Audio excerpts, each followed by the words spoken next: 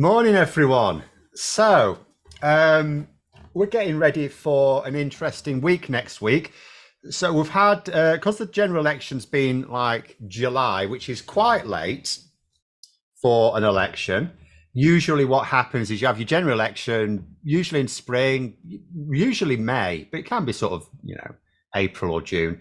So then if there's a change of government, which the last time there was 2010, all of a sudden loads of things to do in Parliament before the summer recess. So there wasn't really much time for that. In fact, there was no time for the normal summer recess at all.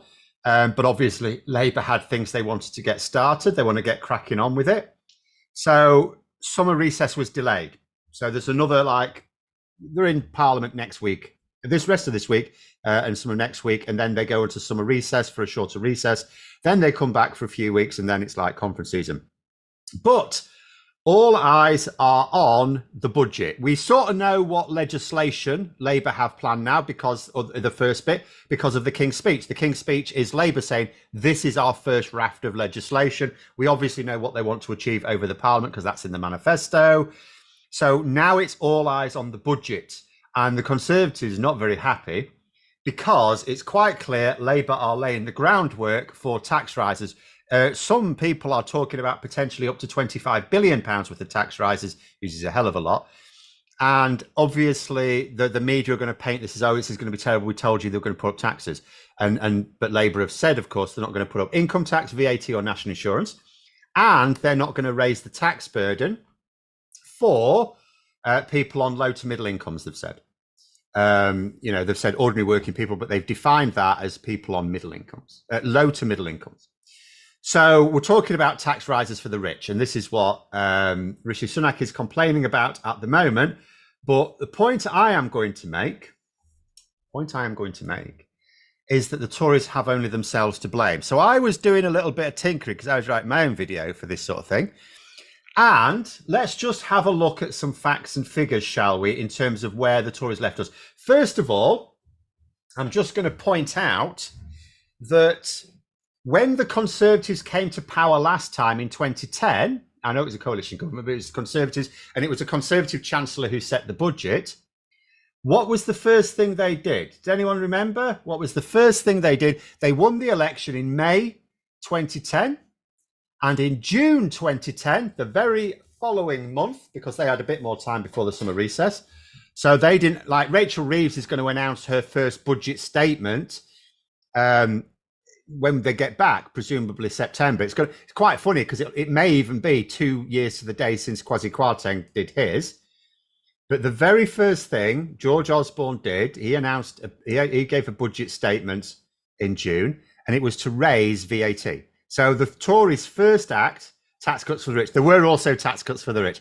But the first, in terms of like most notable tax thing in the budget, they raised VAT. So it was 15%.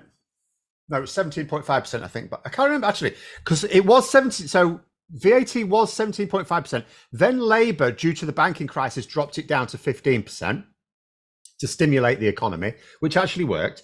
But I think it had then gone back up to 17.5. But then the Tories put it up to 20%, which is where it's been ever since. So their first act was to increase taxes and increase a tax which hits a disproportionate amount of income for the poorest. Because VAT, obviously, the lower your income, the more of your income is spent. You don't have as much left to save at the end of the month. Some people don't have anything to save.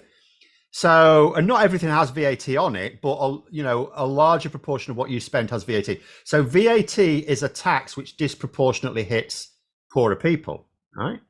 That's not to say I'm ideologically opposed to sales taxes, but if you're going to put it up, you are loading more of the tax burden on poor people.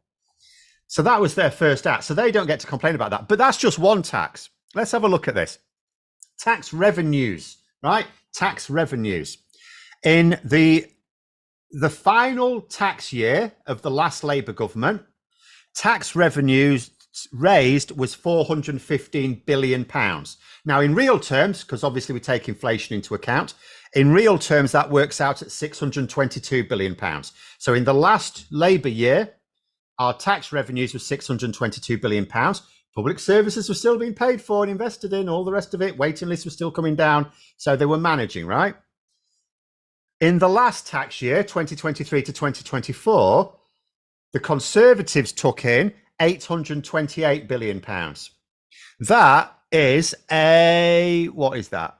33% increase in tax revenues. So the Tories, and that's after their tax cut. Remember, there was a sneaky little national insurance cut as part of that. The other tax cuts they did were for the tax year we're in at the moment, but although the actual tax burden is still going up. So the Tories in 14 years actually raised, in real terms, tax revenues by 33%. So they are objectively charging us more taxes. So they don't get to complain about tax rises because they've added a massive load of them. But at the same time, the reason why tax revenues have to carry on going up, and it makes no difference, if the Conservatives won that election, tax revenues will still be going up. The fact that they'll still go up under Labour is neither here nor there. Obviously, the Conservatives are going to say, oh, this is Labour, yeah, tax and spend, tax and spend. The Tories were going to do the same. But the reason for this is they have to keep raising tax revenues because there's less natural growth in the economy. The economy, in real terms, because people keep doing this, they're like, oh, what was GDP, or what was this sum, or what was this amount of trade this year and then this other year? And it's like, inflation means the value of the pound keeps going down, right? So you have to take inflation into account. Our economy is 18% smaller than it was in 2010. That's the 2023 figure. Obviously, GDP lags a bit behind. We won't get 2024's figures. We won't get the figure now until like next year. But, so that's based on 2023 rather than right up to date. But they shrunk the economy by 18% in real terms. So the economy is smaller, and they're trying to claim that they've left Labour with this good economic position. And what I want, and unfortunately Labour aren't doing this, and I really wish they would. I want Rachel Reeves, what she's going to do, she's going to make a statement to MPs next week. And the way it's been billed is she's laying the groundwork for tax rises. We all know it's coming. And we know it's coming, not just because of Labour's language, but because it has to. Like Labour kept saying during the election, we don't need to raise any additional tax. We've already talked about some tax raises, like closing off loopholes, VAT on private schools, things like that. But they would keep saying, we don't need to raise other taxes like capital gains tax or anything like that to pay for our manifesto promises. But when you look at what needs doing, so think about the things that need doing. Public sector pay needs dealing with. Rachel Reeves last Sunday to Laura Kunsberg was making the point that yes, finances are tight, but that it can be more costly not to settle. Do you remember last year when the government had, was it early this year or late last year? I think it was last year when the government, Rishi Sunak's government, had to admit that which strike was it? Was it the nurses' strike? I may be getting, there was a particular, because there were so many strikes, there was a particular one where I think it was the nurses' strikes, where the government had to admit that it was costing them more. It actually cost the government more than it would have done to have settled from the start. Because the problem, and Rachel Reeves is making this point, there's a cost to not settling. Because you have to, with public services, you can't just let those public services to not happen. Like a business, a normal private business, if they want to shut down their shop because their workers won't work there, that's up to them. They'll just go out of business. Whereas for a public service, the public service has to carry on. So that means you have to pay more to get like agency staff or something like that to cover what you can. It costs you more to manage a strike. Particularly for something like the NHS, you can't just close a hospital. You can close a school, but you can't close a hospital. So as Rachel Reeves was saying, there's a cost to this, and it can end up costing more. So whatever it costs to settle public sector pay, it costs more to not do that. But so we know it's coming. So public sector pay is one thing. We also know councils are struggling at the moment. We don't necessarily know what Labour will do about that because there are options for that. None of them are good options, but there are options. So we know that Labour obviously can't let council services collapse. We need to get building hospitals, schools and other public buildings that have been collapsing We can't just have people taught in sheds or just cancel surgeries. So there's lots of things. Oh, Phil saying it was the rail strikes. Oh, so it was the won't have been the ASLEF ones, will it? It'll have been the RMT ones then. Okay. I knew that one of them ended up with a situation. And if it was the rail strikes, then if it was the RMT strikes, that's even that's where, unfortunately, and I don't usually have sympathy for these people, but I'd actually have some sympathy for the rail bosses because they wanted to negotiate. It was the government that basically forbade them from doing so, if you recall at the time. To begin with, under Boris Johnson, but even then under Rishi Sunak as well. I think it might have been also the case for the nurses. But anyway, that it has to be dealt with. It has to be dealt with. And none of these things were covered in Labour's manifesto, which means they weren't covered in the spending plans they submitted for scrutiny during the election. So dealing with public sector pay, getting buildings, hospitals, schools, other public buildings like courts, stuff like that, started again, dealing with councils. All of this is extra, which means it needs extra money. And so the Tories are complaining at the moment, oh, Labour always planned to put these taxes up. And I'm going, yeah, they did. Yeah, absolutely. But they haven't lied because they didn't say they wouldn't put up taxes. In fact, they have said they would put up taxes, but there's some taxes they didn't commit to, but they also didn't rule out. They didn't rule out putting up capital gains tax is the one that everyone's got their eyeball on. But I mean, I don't think it'll just be that. But what they did commit to was no tax burden increase for low to middle income people. So the people who are already struggling, they're not going to feel a bigger squeeze, but they are going to get what they want, which is the better investment in public services. And the Tories are absolutely crying about it, but they have only themselves to blame. They have shrunk our economy. They have grown our tax revenues themselves. They have whacked taxes up. Even when they were talking about the fact what did they reduce? They reduced national insurance a couple of times. There were a couple of other things they did as well, but the overall tax burden was still going up. Have Labour looked in the cupboards for all the skeletons? Basically, yes. So, I mean, it's something I said that would happen before the election was, and other people, I mean, Tories were saying this as well. It's because it was obvious. Everyone knows that we're going to do it. So everyone knew that what would happen is Labour were obviously playing it safe for the election. It was the old carrying the Ming vase across the highly polished surface, right? So now that the election's done and won, and they've got 5 years maximum to sort things out. And remember, what I will say is, now here's the thing. So Rachel Reeves is going to make her statement next week. It's not a budget statement. It's just she's going to tell MPs the real state of the country's finances, right? The Tories will go, no, rubbish. But she's going to make that statement, right? She's basically going to say, we don't know the wording until she says it. And it's next week, so she probably hasn't finished writing it yet. But she's going to say some variation on a theme of the state of the country's finances are worse than expected. There's all these crises that we didn't even know about that they've been keeping hidden from us.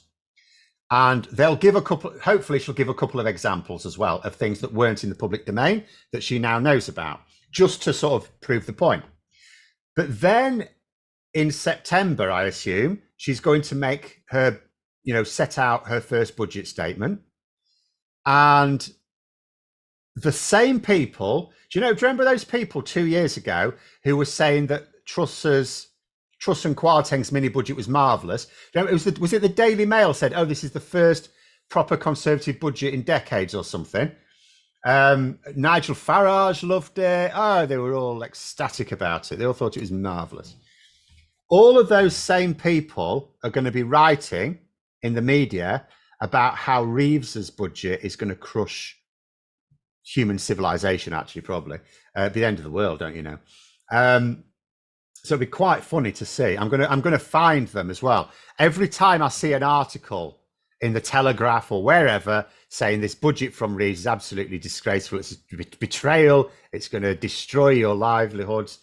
I'm going to find the person that wrote that article. I'm going to find what they had to say about the Kwarteng mini budget. I think it's going to be quite illuminating. But anyway, but that's what's going to happen. We're going to find And the Tories will be going, oh, but Labour had always planned to do this. It's, yes, they had.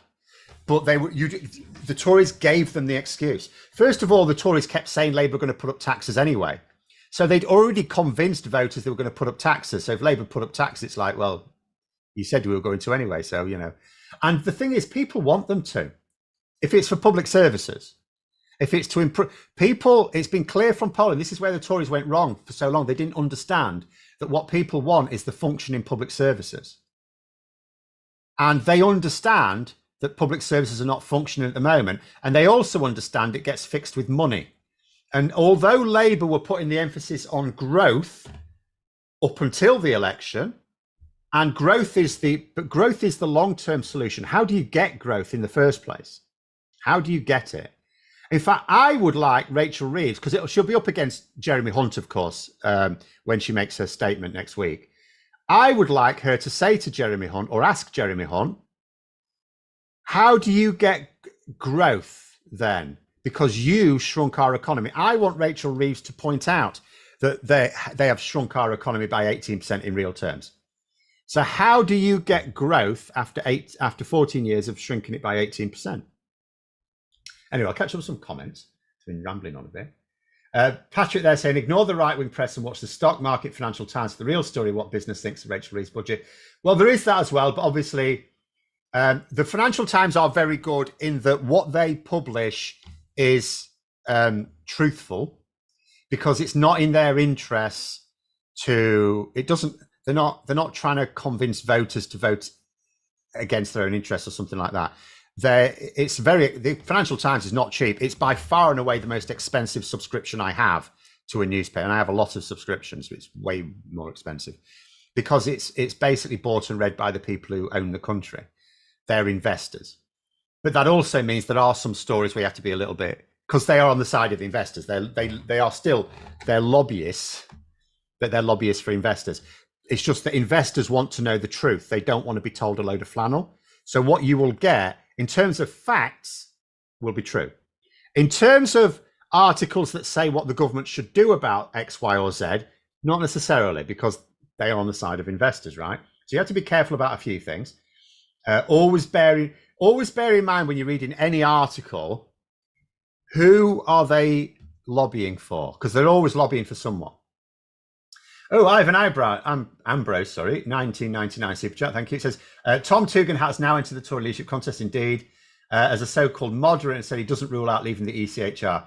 Learned nothing from the election that voters have rejected going down that road. Well, ultimately, so we could do this for a few minutes. So the Tory leadership contest, yes, that's an interesting one. So from Tom Tugendhat's point of view, he is a moderate. He doesn't believe in leaving the European Convention on Human Rights, by the way, or European Court of Human Rights, because ECHR can mean either, can't it? It's not always clear. But if you leave one, you leave the other. So it really doesn't matter. Oh, Graham's just interrupted something. What's he done there? Stop pressing buttons. But I'll tell you the difficulty for Tom Tugendhat. When you say they haven't learned anything, you mean the Tories collectively, presumably. So Tom Tugendhat, I'm not saying that he's getting his strategy right. What he's trying to do is appeal to the far right. And think about the reality is this is why the Tories are screwed. Well, there's actually several reasons why the Tories are screwed over the next few years. Multiple reasons. One of the big reasons is, think about this. So if you think about Rishi Sunak, he was an absolutely dreadful political leader. He was useless. But why did he keep tilting to the right? Why was he constantly trying to appease the far right? Because, and it's the same reason why previous Tories appeased them over Brexit. Like, it was bad enough giving them the referendum. That why would you give them the hard Brexit? No one campaigned for the hard Brexit. The referendum, the Brexit referendum, was about leaving the EU. It was not about leaving the single market. And it wasn't even unsaid. The people who promoted Brexit said, we will not leave the single market. Nigel Farage said it. Daniel Hannan said it. Various Tories said it. The single market was not an area of discussion. Of course, we're not leaving the single market. As soon as the referendum results are in, of course, we're leaving the single market. It'd be mad not to. And the Tories went along with it. Why? And it's because the far right were never this huge bloc, but they are political vandals. And they will happily destroy the Tory party to get what they want. So they're basically like the rest of the Tory party, are like in Stockholm syndrome to an extent. And what Tugendhat will be conscious of here, I suspect, is so think about it this way. Let's say Tom Tugendhat wins, right? And what he's doing here, by the way, is not trying to make a pitch to the far right Tory MPs, because he knows that they don't trust him. He knows that they know he's lying about this. He doesn't want to leave the ECHR. He's making a pitch to Tory party members, because I'll tell you what will happen after the leadership the leadership contest. It eventually gets whittled after the conference, and those will pick the craziest option. So what Tugendhat is doing here is he's trying to win over Tory party members in order to win, because he could be up against a crazy. And maybe nudge them towards saner waters, because he's not saying we should leave the ECHR. He's saying he doesn't rule it out. But the reality also is he also has to be conscious, if he does win, of those Tory MPs, because the numbers are now such that, let's say he wins, after a year, if Tory MPs think he's the wrong choice, they can issue a vote of no confidence in his leadership. And now it only takes 19 to do so. So it's only 19 Tory MPs needed to issue a confidence vote in their leader, which could still include Rishi Sunak at the moment, but no one will bother with that. There's no point, he's going. So it's, so that's the difficulty they've got, because it only takes 19 lunatics to destabilize the leadership, to threaten the leadership. And they've probably got 19 lunatics. So that's one of the reasons why they're completely buggered. Whoever they elect as leader, it really doesn't take that many to instigate a confidence vote. And even if that confidence vote's won, they're always damaging. Just having them is damaging. It's insane. Helen there saying moderate for a Tory doesn't mean the same as for most people. Well, by definition, it doesn't. The same as in Labour, if we're honest. Most people are round about the centre, like both economically as well as socially. You'd say in this country, economically, we're sort of slightly centre left, and socially, we're slightly authoritarian. We've got more people who have an authoritarian view than a liberal view, but not loads, not as much as the media would like. But basically people are round about the middle. So by definition, if your party represents a wing outside of it, then even your moderates are not moderate by most standards. I mean, that's just the nature of the beast. But Tugendhat is someone who has talked in the past about the nonsense of leaving the European Convention on Human Rights. He has talked about that in the past. It's well known. But then that doesn't necessarily scupper him, because Boris Johnson used to say it would be mad to leave the EU, and then he was hailed as this great Brexit champion. So, and remember, Tugendhat is not trying to con Tory. He's not trying to con the swivel-eyed loons in his parliamentary party. He's trying to appeal to party members who are going to pick the crazy option. You give them a choice, because at the moment they think they can come straight back. They're in the position Labour were in after 2010. You go for the leader that you prefer rather than the one that's most likely to win, because you think you can come straight back. And they could, in theory they could. But the Tories do have loads of problems for coming back. One of them is that instability. While you have got a core, like if you think about the sort of people in your MPs in your party that are what you'd call rebels, like serial rebels, the people who are basically uncontrollable. If there's enough of them to trigger confidence votes, your leadership is constantly over a barrel. Gary DeSantis sent £10 super chat. Thank you very much. I think you'll find there's more than 90 lunatics. Yes, I'm sure. Well, actually, you may find there's not quite as many as you think, but there are at least 19 of them. And that is the problem. 19 is the magic number. So even if they win a few by-elections, because technically, because the way it works out is 15% of Tory MPs are needed to trigger a confidence vote in the leader.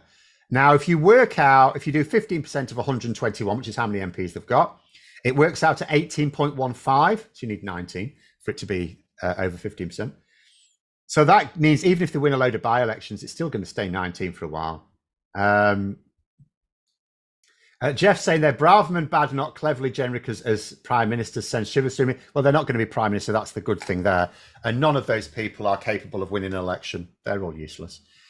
But also the fact that you mentioned those names, remember, Tory MPs don't want them. The members may want one of those people. Tory MPs do not. And I'll tell you how we know. Because the contest, the way the contest has now been agreed, it's going to be a long lead up. They're going to knock it. So basically, you need 10 nominations to get into the contest. In September, when they come back from the parliamentary recess, they're going to knock it down to 4. They're going to whittle it down to 4. Then they're going to have their party conference. The 4 top ones are going to parade themselves to party members. And then after that, they'll whittle it down to 2, and that goes to the members. And the reason they've done that is because if you were to have the contest over summer to get the new leader in place for the conference, the winner would almost certainly be either Priti Patel, Kemi Badenoch, or Robert Jenrick. Wouldn't be Suella Braverman, wouldn't be James Cleverly. Don't worry about them. They're not winning. It would be either Jenrick, Patel, or Badenoch in all likelihood. Now, if Tory MPs were comfortable with one of those, they would just have the contest early, because why not? Just get it done. It's because they don't. They want someone like Tom Tugendhat. And I would also say, keep an eye on Alicia Kearns. I don't know whether she's got much support, but she's trying. If you look at the way she's been behaving in Parliament over the last week, she is making a pitch, right? Maybe she won't. There. Sarah saying I could see Mel Stride as leader. I can't. No, not at all. Did you see the way Mel Stride made a complete fool of himself in an interview earlier this week? He'd be hopeless. They need someone who can conduct themselves in an interview, even when they're trying to, having to defend a ridiculous position, because they're all going to have to do that. But that's part of the job of being a politician. He made a proper arse of it. Mel Stride is no use for the job. Admittedly, Kemi Badenoch isn't either, but she's got sort of a bit of fanatical support. No one's going to give Mel Stride fanatical. He's basically like a Keir Starmer. He's got no charisma. So the only support he can get is from people who are like thinking, oh, he's got some qualities. He's got no qualities. He's just got a brain, but he's not going to be any good for them. Now, if you're going to be talking about anyone, so the reason they're going long is because they want people who are not yet prominent to raise their profile. So you're talking in terms of who's realistically going to win, and you can't rule out some dark horse doing something amazing, but you're probably talking Kemi Badenoch, Priti Patel, Robert Jenrick, Tom Tugendhat, or Alicia Kearns. Those would be my 5. But I don't know that Alicia Kearns has got enough support from MPs, in which case you are talking about, if it's going to be a moderate, it's Tom Tugendhat. And I'll come to this comment up here, which I missed. Except now I can't find it. Someone said about, there it is, from Buzz UK 53, very disappointed by Tugendhat's statement. He'd be prepared to take the UK out of the ECHR. There was me thinking he was one of the few sane Tories if such a person exists. The thing is, he is. I'm not saying it's a good one. But it comes down to political strategy. He knows his members think we should leave it. He also knows that as leader, he cannot afford to take the far right on in one go. If he's got a plan to take them on, it has to be to isolate them a bit at a time. Because if he takes them on in one go, then a year later, they'll just call a confidence vote in him. And even if he wins it, he's weakened. That's it. It's finished. Forget it. So, and that's the problem now. That is absolutely the problem for them. Who's my bet on? I haven't got a bet, because I'll tell you why. I don't think it will be Kemi Badenoch, by the way. People keep describing her as the front runner, but I think, although she's got more support than any other individual candidate, I also remember the Tories don't use first past the post for their own leadership contest. They use a transferable vote system, and a very sophisticated transferable vote system. So if she might be in a first past the post system, the one who would win. But I think a lot of Tory MPs recognise that she'd be totally unsuitable. And I think she's a lot of people's worst choice. So if she was to get herself onto the ballot for members, I could totally see her winning. Don't get me wrong. But even then, I don't know. But I can see MPs arranging for to have her not on the ballot. I can see Priti Patel having a better chance. Ned saying, did I see William Hague coming in 1997? William Hague was always in the mix there. William Hague, yeah, I mean, you know, he was always a possible. But the way it works now, because remember, the way the leadership contest works now is different to them in both Labour and the Conservatives. So, you know, members now have much more of a say. And that is the issue. Oh, Paul's saying under 18s can vote as well. Yeah, that's a good point. So yeah, I mean, I did a video on this on my own channel recently. The Conservatives do not use first past the post. Labour don't use first past the post for their own stuff. Even the House of Commons doesn't use first past the post. They elected deputy speakers this week, and they did not use first past the post for it. They used proportional representation. So politicians do not use first past the post for their own purposes. They only make us use it. Why would that be then? Graham said, I would hate PMQs with Kemi Badenoch. That's the thing. I don't want a toxic Tory leader. I don't mind them getting a crap one. And I think the Tories, they've got so many problems coming up. I don't want to be complacent, and Labour still have to deliver. But the Tories have got major problems. They're very unlikely to come straight back. The first problem is the party is still very divided. The second problem is they have to work out a way to isolate and remove the populism from within their rhetoric. And until they do that, they're always going to struggle. But then there's the third massive problem in that their voters are dying off because they lost younger voters. And I don't mean younger voters as in people in their teens and 20s. I mean people in their 50s. They lost anyone that's below retirement age, basically, which means that they concentrated their vote amongst the very elderly.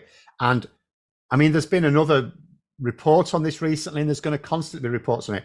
So many of their voters, their 2024 voters, are just going to be dead at the next election. It's a very morbid topic to discuss, but unfortunately, it's so far out of whack because Labour are going to lose voters to death as well, and so will every other party. But the Conservatives are losing way more. And the thing is, Labour are going to gain as younger people become old enough to vote, and the Tories aren't going to gain from those. So Labour get gains. They get net gains because more young people than older people vote for them, not just in terms of percentage terms, in terms of actual numbers. And in 4 years' time, in fact, in 4 years' time, you're going to get 6 years worth of new voters because you're going to get the people who are 14 now can vote in the next, even if the election's in 4 years, we sort of say 5, but usually it's 4 years.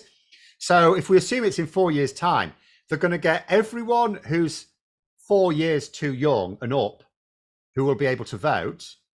And because they're dropping the voting age to 16, in actual fact, everyone who's 12 years old at the moment, well, 12 years, the election will probably be in May or something. But roundabout, there are kids who are 12 years old right now who will be able to vote in the next election, even if that election's in 4 years' time. So Labour are going to gain more than then they're going to lose to natural wastage, if I use a terrible term, and the Tories are going to lose. Johnny Copperhead, £2 super chat. Thank you. It says, name an interview when Stride wasn't a total ass. Well, I haven't watched all of them, so I can't say, but I did see one this week where he made a right balls of it, proper balls up of it. So it is, you know, it is what it is.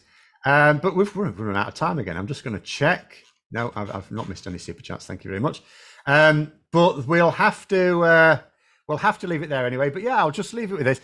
The Tories are going to be crying about Labour's clear moves to raise taxes on the wealthy this September, or to announce that they're going to do so. The actual taxes will apply later, in order to fix a really big hole in the budgets. And they can cry about it as much as they like. It's their fault. They shrunk the economy. They raised taxes, and they raised them on poor people. So a few extra taxes on those with the broadest shoulders. And that's a term, I expect Labour to use as well. It will be applied to those with the broadest shoulders, not ordinary working people. So I'm looking forward to this statement of Rachel Reeves's next week. I am especially looking forward to the budget statements in September. And I am really looking forward to because I am going to look at articles going, oh, this is all doom and gloom. I'm going to find who's written them. I'm going to find what they had to say about Kwasi Kwarteng's mini budget, and I'm going to compare them. And a final one in here, just before the end, Christine Cash with $10. Thank you very much, with what looks like a happy hippo. So I'll leave you with that message. Have a great rest of day. I think I'm going to have a better day because it looks a bit cooler today. And until next time, don't forget to click the like button and subscribe, of course, and I will see you later.